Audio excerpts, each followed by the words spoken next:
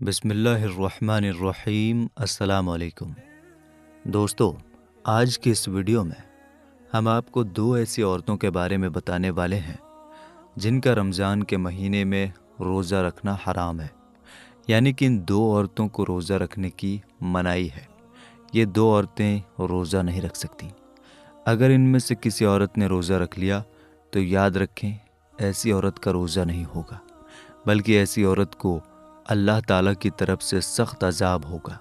और साथ में हम आपको औरतों के बारे में कुछ ऐसी बातें भी बताने वाले हैं जिनको जानना आप सभी के लिए बहुत ज़रूरी है। इसलिए आज की हमारी ये वीडियो आप सभी के लिए बहुत ख़ास है। आप इसे आखिर तक ज़रूर देखें। तो चलिए बिना किसी देरी के हम अपनी वीडियो में आगे बढ़ते हैं। दोस्तों, रोज़े की फ़र्जियत की 3 शर्तें हैं: बालिग होना, होशो हवास और आकिल होना। यानी कि रोज़े ऐसे तमाम मुसलमान मर्द और औरत पर फ़र्ज़ है जो आकिल हो और बालिग हो, और जो अपने होशो हवास में यानी कि जो पागल और दीवाना ना हो। ऐसे तमाम मुसलमान औरत और मर्द पर रमज़ान के रोज़े फ़र्ज़ हैं।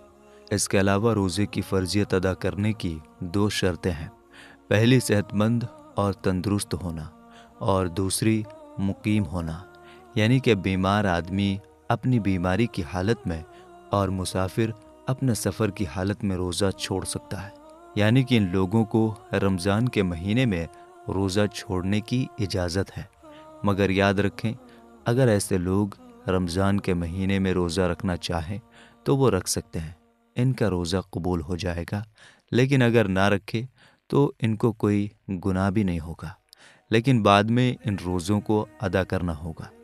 लेकिन ये 2 औरतें ऐसी हैं जिनका रमज़ान के महीने में रोज़ा रखना हराम है। यानी कि इन 2 औरतों का रोज़ा रखना जायज़ नहीं है। अगर इन औरतों ने रमज़ान के महीने में रोज़ा रख लिया तो इनका रोज़ा तो नहीं होगा, गुनाह होगा, और इनको अल्लाह ताला की तरफ से सख्त अजाब भी मिलेगा। नंबर 1, हैज़ की हालत में। दोस्तों, सबसे पहली औरत वो है जो हैज़ की हालत में हो, यानी कि जिसके पीरियड्स चल रहे हों। याद रखें, ऐसी औरत का रमज़ान के महीने में रोज़ा रखना हराम है। ऐसी औरत का रोज़ा रखना जायज़ नहीं है। यानी कि हैज़ वाली औरत रमज़ान के महीने में रोज़ा नहीं रख सकती, क्योंकि हैज़ की हालत में रोज़ा रखना हराम व नाजायज़ है। मगर ऐसी औरतें याद रखें, हैज़ की वजह से जो नमाज़ें आपकी छूट गईं वो माफ़ हैं, लेकिन जो रोज़े आपके छूट गए वो आपको चाहिए कि आप उन छूटे हुए रोज़ों को बाद में अदा करें। यानी कि जब आप पाक और साफ़ हो जाएं तो छूटे हुए रोज़ों को बाद में पूरा करें। लेकिन हैज़ वाली औरत को चाहिए कि वो रमज़ान के महीने में भूल कर भी रोज़ा न रखे। अगर कोई औरत हैज़ की हालत में रोज़ा रख लेती है तो याद रखें, उसका रोज़ा नहीं होगा, बल्कि ऐसी औरत को अल्लाह ताला की तरफ से सख्त अजाब होगा। इसके अलावा ऐसी औरतें ये भी याद रखें कि अगर किसी औरत ने सहरी करके रोज़ा रख लिया हो, मगर बाद में उसको दिन में ऐसा हुआ कि उसके हैज़ शुरू हो चुका है, यानी कि उसके पीरियड्स शुरू हो गया है, तो याद रखें, ऐसी औरत का भी रोज़ा नहीं होगा। उसको चाहिए कि बाद में वो जब पाक और साफ़ हो जाए तो उसकी वो क़ज़ा करे, यानी कि उस रोज़े को वो बाद में पूरा करे। लेकिन ऐसी औरत रमज़ान के महीने में इस बात का ज़रूर ध्यान रखे कि उसका रोज़ा ना होने का एहसास किसी को भी ना होने पाए। यानी कि वो किसी के सामने ये ज़ाहिर ना करे कि वो रोज़े की हालत में नहीं है। यानी कि ऐसी औरतें रमज़ान के महीने में किसी के भी सामने ना खाए पिए। हैज़ वाली औरतों को चाहिए कि वो रमज़ान के महीने में छुप कर खाना पानी करे। नंबर 2, निफास वाली औरत। दोस्तों, दूसरी औरत तो वो है जो निफास की हालत में हो। ऐसी औरत का भी रमज़ान के महीने में रोज़ा रखना हराम व नाजायज़ है। अब कुछ भाई पूछेंगे कि ये निफास क्या होता है, तो हम आपको बता दें कि औरत के बच्चा जनने के बाद आगे के मुकाम से जो खून निकलता है उसको निफास कहते हैं। याद रखें, जो औरत निफास की हालत में है, ऐसी औरतों को भी रमज़ान के महीने में रोज़े रखने की मनाही है। यानी कि ऐसी औरतें भी रोज़ा नहीं रख सकती। اگر کسی عورت نے نفاس کی حالت میں روزہ رکھ لیا تو یاد رکھیں ایسی عورت کا بھی روزہ نہیں ہوگا، بلکہ ایسی عورت کو بھی گناہ ملے گا اور اللہ تعالیٰ کی طرف سے عذاب ہوگا۔ اس لیے نفاس والی عورتوں کو بھی چاہیے کہ وہ رمضان کے مہینے میں بھول کر بھی روزہ نہ رکھے۔ آپ کا روزہ نہیں ہوگا اور ایسی حالت میں نماز بھی نہیں ہوگی۔ ایسی عورتوں کو بھی اس حالت میں نماز معاف ہے، لیکن جب وہ پاک اور صاف ہو جائے تو چھوڑے ہوئے روزوں کو ادا کرنا ہوگا، یعنی کہ وہ ان روزوں کو بعد میں پورا کرے۔ یہ بات ایک بار اور جان لیں کہ اگر کسی عورت نے رمضان کے مہینے میں روزہ رکھ لیا اور پھر اس کو دن میں احساس ہوا کہ اس کو حیض شروع ہو گیا ہے یا پھر بچے کی پیدائش ہو گئی جس کی وجہ سے اس کو نفاس ہو گیا ہے، تو یاد رکھیں ایسی عورت کا وہ روزہ نہیں ہوگا، اس کو بعد میں اس کی قضا کرنی ہوگی، بعد میں پورا کرنا ہوگا، اور ایسی عورتوں کا ان حالتوں میں نماز معاف ہے۔ دوستو یاد رکھیں اسلام ایک پاک اور صاف مذہب ہے، اسی وجہ سے نماز اور روزے کے لیے انسان کا پاک اور صاف ہونا ضروری ہے، اور یہی وجہ ہے کہ اسلام نے حیض اور نفاس کی حالت میں نماز اور روزہ رکھنا حرام بتایا ہے، ناجائز قرار دیا ہے۔ نمبر 3، حاملہ یعنی پریگننٹ عورت۔ دوستو تیسری عورت ہے حاملہ یعنی کہ پریگننٹ عورت۔ یاد رکھیں پریگننٹ عورتوں کو رمضان کے مہینے میں روزہ رکھنا حرام تو نہیں ہے، مناہی تو نہیں ہے، لیکن پریگننٹ عورتوں کو چھوٹ ضرور ہے، یعنی کہ حاملے والی اور اپنے بچوں کو دودھ پلانے والی عورتوں کو اگر اپنے روزے کی وجہ سے اپنی یا اپنے بچے کی جان جانے کا خطرہ ہو تو ایسی عورتوں کو اجازت ہے کہ وہ روزہ نہ رکھے، یعنی کہ ایسی عورتوں کو روزہ نہ رکھنے کی چھوٹ ہے۔ اگر ایسی عورتیں رمضان کے مہینے میں روزہ نہیں رکھتی ہیں تو ان کا کوئی گناہ نہیں ہوگا، لیکن ایسی عورتوں کو بھی چاہیے کہ وہ بعد میں ان چھوڑے ہوئے روزوں کی قضا کرے، یعنی کہ بعد میں وہ ان روزوں کو رکھ کر پورا کرے۔ لیکن یہاں پر آپ اس بات کا ضرور دھیان رکھیں کہ حاملہ عورتوں کے لیے حیض اور نفاس والی عورتوں کی طرح ایسا حکم نہیں ہے کہ وہ روزہ رکھ ہی نہیں سکتی ہے۔ حاملہ عورتوں کو روزہ رکھنا حرام اور ناجائز نہیں ہے۔ ایسی عورتیں اگر چاہیں تو وہ رمضان کے مہینے میں روزہ بھی رکھ سکتی ہیں اور نماز بھی پڑھ سکتی ہیں، ان کا نماز اور روزہ ہو جائے گا۔ اس کے علاوہ اپنے بچوں کو یا دوسروں کے بچوں کو دودھ پلانے والی عورتیں بھی اگر کمزوری کی حالت میں ہیں یا پھر روزہ رکھنے کی وجہ سے اپنی یا اپنے بچے کی جان جانے کا خطرہ ہو تو یاد رکھیں ایسی عورتیں بھی رمضان کے مہینے میں روزہ چھوڑ سکتی ہیں، یا پھر اگر کوئی ماہر ڈاکٹر یہ کہہ دے کہ اگر روزہ رکھا تو خود کی یا بچے کی جان کا خطرہ ہو سکتا ہے تو ایسی صورت میں بچوں کو دودھ پلانے والی عورت بھی روزہ چھوڑ سکتی ہے، مگر ایسی عورت کو بھی چاہیے کہ وہ ان چھوڑے ہوئے روزوں کو بعد میں پورا کر لے۔ اب دوستو آپ کو بتاتے ہیں کہ عورتوں کے لیے روزہ رکھنے اور نہ رکھنے کے لیے کیا کیا شرطیں ہیں۔ نمبر 1 دوستو، اگر کوئی عورت سفر کی حالت میں ہو یا پھر بیماری کی حالت میں ہو یا پھر اپنے بڑھاپے کی وجہ سے اتنی زیادہ کمزور ہو گئی ہو کہ اگر اس نے روزہ رکھ لیا تو اس کی جان جانے کا خطرہ ہو سکتا ہے، تو ایسی عورتوں کے لیے روزہ رکھنے کی چھوٹ ہے، مگر ایسی عورت کو چاہیے کہ اگر وہ بعد میں صحت مند اور تندرست ہو جائے تو وہ ان چھوڑے ہوئے روزوں کی قضا کرے، اور اگر بعد میں وہ پھر دوبارہ صحت مند نہ ہو سکی تو اسے چاہیے کہ وہ ان چھوڑے ہوئے روزوں کا کفارہ ادا کرے۔ وہ کفارہ یہ ہے کہ ہر ایک روزے کے بدلے میں کسی مسکین کو دونوں وقت پیٹ بھر کر کھانا کھلایا جائے۔ نمبر 2، اگر کسی عورت کو روزے کی حالت میں سانپ نے ڈس لیا ہو اور اب اس کی جان جانے کا خطرہ بن گیا ہو تو ایسی عورتوں کو بھی حکم ہے کہ وہ اپنے اس روزے کو توڑ سکتی ہے، اس کا کوئی گناہ نہیں ہوگا، لیکن بعد میں جب وہ صحیح ہو جائے تو اس روزے کی قضا کرے یعنی پورا کرے۔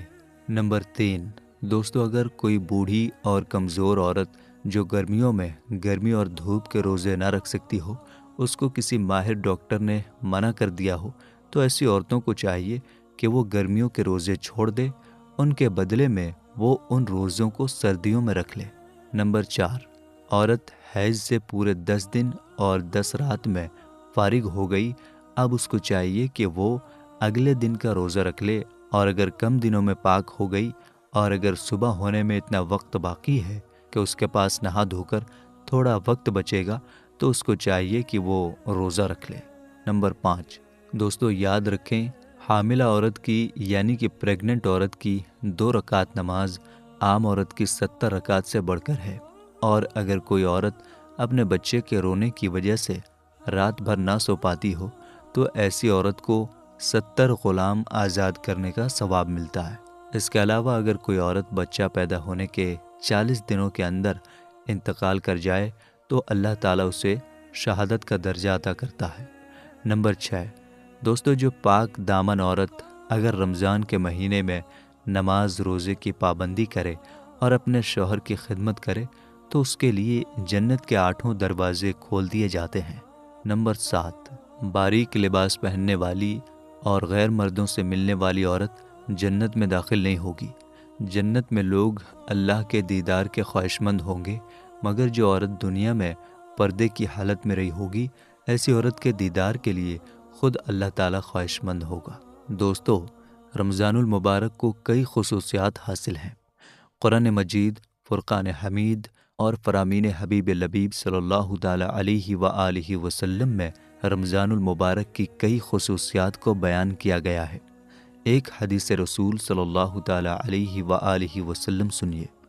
رسول کریم صلی اللہ تعالیٰ علیہ وآلہ وسلم نے فرمایا، جس کا ترجمہ ہے، جب رمضان کا مہینہ آتا ہے تو جنت کے دروازے کھول دیے جاتے ہیں اور جہنم کے دروازے بند کر دیے جاتے ہیں اور شیطانوں کو زنجیروں میں جکڑ دیا جاتا ہے۔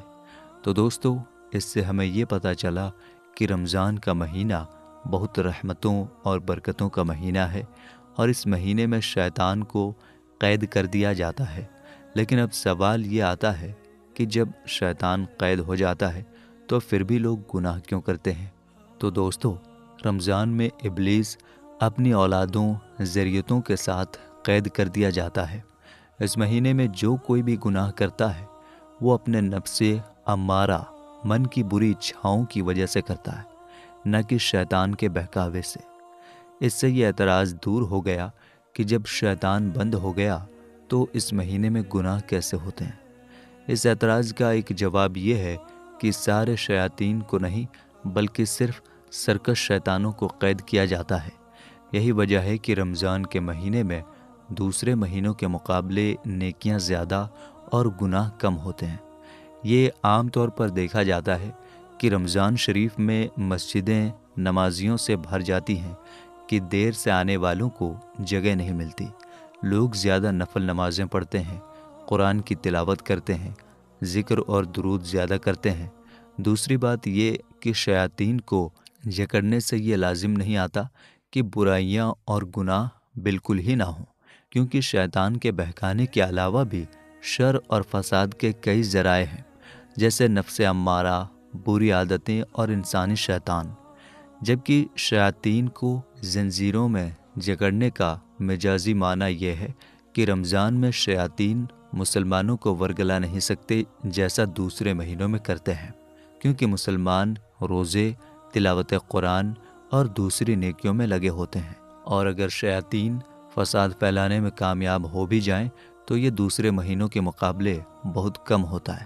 روزے کی حالت میں ناف کے نیچے کے بالوں کی صفائی کرنے میں کوئی حرج نہیں ہے۔ آپ ناف کے نیچے کے بالوں کی صفائی کر سکتے ہیں اگر آپ روزے کی حالت میں ہوں، اس سے روزہ نہیں ٹوٹتا ہے۔ اسی طرح بغل کے بالوں کی صفائی کرنے سے بھی روزہ نہیں ٹوٹتا۔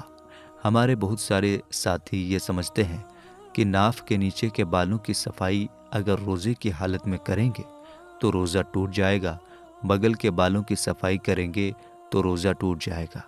یہ ان کی غلط فہمی ہے۔ صحیح مسئلہ یہ ہے کہ اس سے روزہ نہیں ٹوٹتا۔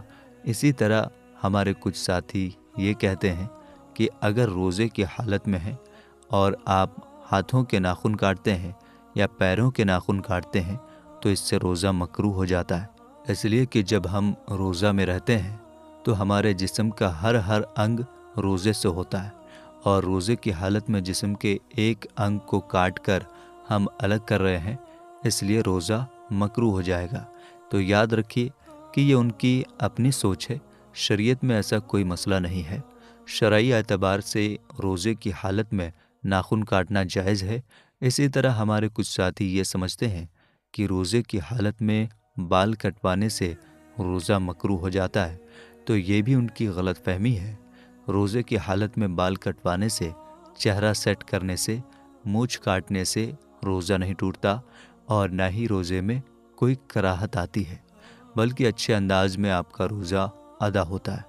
تو یہ غلط فہمیاں ہمارے معاشرے میں موجود ہیں، جس کی اصلاح کرنا ہماری اور آپ کی سب کی ذمہ داری ہے۔